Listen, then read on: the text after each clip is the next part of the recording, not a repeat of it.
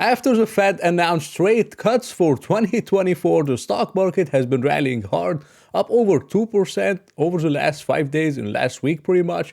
A lot of companies with very high debt has been performing extremely well because if we do have lower interest rates, they get to refinance their debt and lower interest expense or even roll out the debt so they don't really go bankrupt. Stocks like MPW, a popular one I talked about, it was up, something like 22% initially and it sold off. It's still up 9% on the week. Warner Brothers Discovery, which also has a lot of debt, is up above 6%. Something like Brookfield, a lot of companies with debt problems have been pretty much the best performer of this week. And the Magnificent Seven, which I talked about a lot, have been one of the worst performers this week. They haven't performed very, very well. This is because they rallied before. And as I said, whenever interest rates start coming down, a lot of the 493 stocks are going to start to participate. And this is exactly what's happening. And I'm seeing it in my own portfolio and in many other stocks that I've been watching. But many of you believe that if the Fed is going to cut rates, this is 100% bullish for the market. And we're going to go to 6,000. And that means the worst is behind us and everything is fine.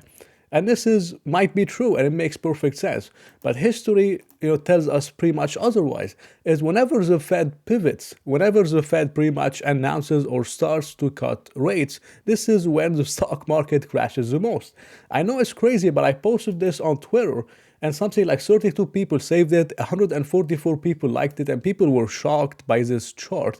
And this is 100% true. It's not my own opinion. If you look at what happened in the 2000s, whenever the Fed wanted to cut rates started coming down, and S&P started coming down, around 51%. The same thing happened in 2008. Whenever the Fed pivoted, interest rates peaked. They started to come down. We crashed 58%. Same thing happened in March 2020. I know people said this is from COVID. Yes, it is from COVID. But the market and everything was much, much weaker before COVID even happened. So maybe COVID was the catalyst, but still after the Fed pivoted, we crashed 35%.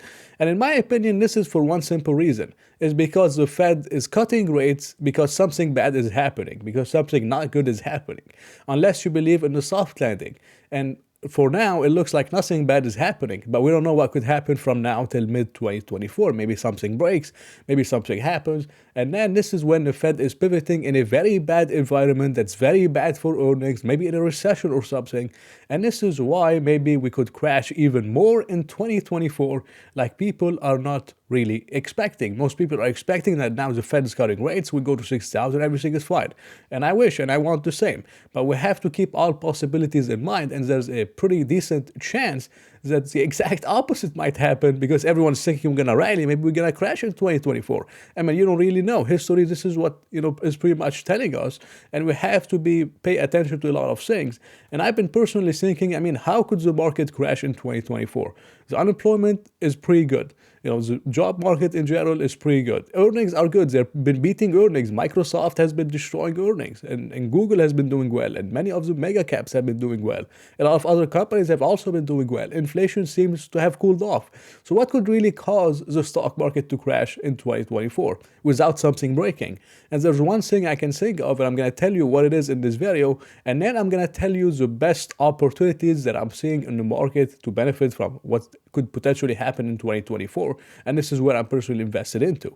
But in terms of this chart, and this is from someone pretty popular on Twitter and everywhere else called Jim Bianco, he's been pretty accurate so far of what happened in 2023 and in 2022, and this is pretty much saying what is the Fed funds market pricing in.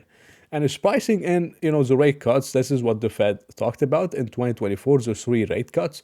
But the market is pricing in 6 rate cuts for 2024. So it's pricing in pretty much 2 more rate cuts than what the Fed is trying to do. And so far, the market has been right. The market has been pricing rate cuts. Jerome Powell followed the market. And, the market has been pretty much accurate. And now it's pricing in 6 rate cuts. Now, the only way I could think of the stock market crashing is if the stock market gets disappointed and we don't get the rate cuts that they are expecting. One way we might not get the rate cuts they are expecting is inflation starting to go up. One of the reasons, or one of the ways inflation could start going up is if the dollar starts crashing. And as the dollar starts coming down, it's now around 101. If the dollar keeps going down, it looks like it has a long way down to go if such things continue. Now, as the dollar starts coming down, gold is going to start going up.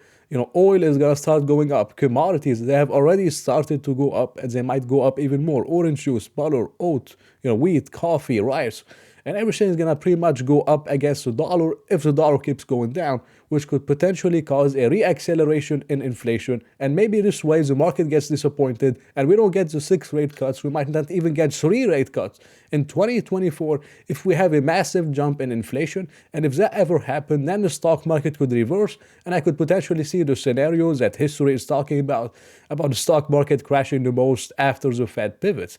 This is the only scenario I have in mind. I'm not sure if it's gonna play out or not. I'm not personally betting on it or going all in on it or anything crazy, but I do believe inflation is gonna reaccelerate for the next maybe few months. And I think lower interest rates are eventually gonna come. And if this is gonna happen, there's a lot of ways to benefit from it. And these are opportunities that most people have not been investing in. Everyone has been all in the Magnificent Seven. And one of the first opportunities that I'm seeing is mainly in the small caps. And this chart shows, the relative value of the Russell 2000 to the Russell 1000. So the large cap versus the small caps. It's one of the lowest pretty much since 1985. And people have really been hating on the Russell. They've been hating on, small caps and micro cap stocks. And this is for one simple reason. It's because big and large investors, they normally don't invest in Russell 2000s and, small caps that are very vulnerable to the local economy whenever interest rates are going up. They sell the Russell 2000 like never before. But as interest rates start to come down, and a lot of investors, they look at the Russell as something that's speculative. They look at microcap as something that's speculative. Speculation would come back in the market, and a lot of the Russell 2000, Russell 1000 kind of stocks, small and microcaps that I'm personally invested into, as interest rates start coming down, investors that are going to feel better speculating or investing in smaller cap stocks. And this is when I believe the valuation gap is going to reverse, and they have a long way up to go. I mean, it's sitting at 1985 levels. Some stocks in the like TSX Ventures exchange in Canada that I talked about, I mean, their valuations are sitting at something like a 20 or 30-year low. I mean, it's absolutely insane. And I think this is the perfect time for the Russell to perform for small and micro caps. If interest rates do come down and they start coming down, we saw what happened in March 2020. We saw what happened before that. Whenever interest rates start to come down, small caps, micro cap stocks, they looked at as speculative. And these are the stocks that they perform best whenever we have lower interest rates. And there's still an opportunity to get into them. They're not sitting at all-time high. They're like up by, I don't know, 5, 6, 7, 8%. Some of them are up 10%. But there's still an opportunity to get into these stocks. The second one, which I believe there's still an opportunity to get into them, is mainly dividend stocks. You still have dividend stocks yielding 6, 7, 8%. We talked about some REITs. Oriental Income started to play out. Mid-America has had a pretty decent rally. It outperformed pretty much all the REITs over the last few days, and it's because, in my opinion, it's one of the most undervalued REITs in the market. And you still have a lot of dividend stocks. Now, if interest rates are really starting to come down, and let's assume the market was right, and we get something like 6 rate cuts instead of 4 in 2024, and then in 2025 we get even more, and we get to 2% interest rate. Now, these dividend stocks that are paying something like 5% interest rate, 6, 7, 8, now they might not look too attractive because you could get 5% in whatever T-bills or CD accounts or money market funds or whatever it is. Now, if you get 5% there, why would you buy a 6% dividend stock? But whenever interest rates come back to the neutral rate of 2%, now this 5 or 6% dividend yield, trust me, it's going to look extremely attractive. And the yield is going to come down, which means the price is going to increase, but you're still locked in a 5 or 6% yield on cost, while everyone is chasing yields to get 2%. So I believe dividend stocks are still an opportunity. I think dividend stocks are going to be one of the best performers, potentially in 2024 or maybe in 2025. I mean, these investors, they got really beaten up for the last 2 years. And something normally happens is whenever you have the worst performer becomes the outperformer becomes the underperformer. I mean, I think the tech stocks, they have had a decent rallies. The AI stocks, dividend stocks, they haven't had a decent rally. And I think this has the potential to come in the future. And I personally own a few dividend stocks, and I'm pretty excited about that. And the last one, which again, it's very risky, it's not financial advice, but it's something that I believe is going to make a massive comeback. And it's mainly the shipping stocks or freight stocks or whatever you want to talk about. I mean, these stocks have been beaten down so much. And if you look over the last 5 days, something like Zim integrated shipping is up 30%. And I talked about it in my group before it went up 30%, but I didn't buy it. I was just saying as an idea. Something like Danos, DAC, which Danos is the stock that I normally trade. I get in and get out of it on certain macro factors, and this is because this company DAC, they have contracts locked in all the way up to 2028. So they have long-term contracts. They are not as vulnerable as short-term shipping rates as Zim actually is. So I normally tend to go for more safety and go in and out of DAC. But something like Zim, I mean, I think Zim is gonna make a comeback, because if inflation, as I said, is gonna go up as the dollar goes down, freight rates are gonna go up. Something like Zim is very volatile and very correlated to short-term shipping rates. I think this is gonna make a massive comeback. I traded that in 2022 many times when I felt inflation is starting to move up, and then commodities and gold and oil started to go up, but shipping rates and shipping stocks normally tend to lag a little bit. So I used to enter DAC and then sell it for like 15% in 2 or 3 weeks and then get out of it. And yeah, I did that a few times, and just like some short-term trading stuff, which I tend to do from time to time. And I believe Zim and DAC are gonna do amazingly well if we do have lower interest rates over the future. The economy is going to boom even more, and then shipping rates are going to do fine, and shipping stocks in general. But even if we have higher inflation and shipping rates do go up, then Zim and the AC are also going to do amazingly well.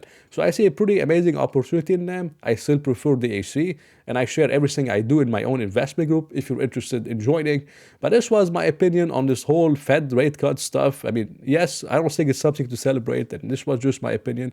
It was not financial advice. And thank you so much for watching the video. I really hope you enjoyed it. So if you did, please press the like button and maybe consider subscribing. So I hope to see you in another video.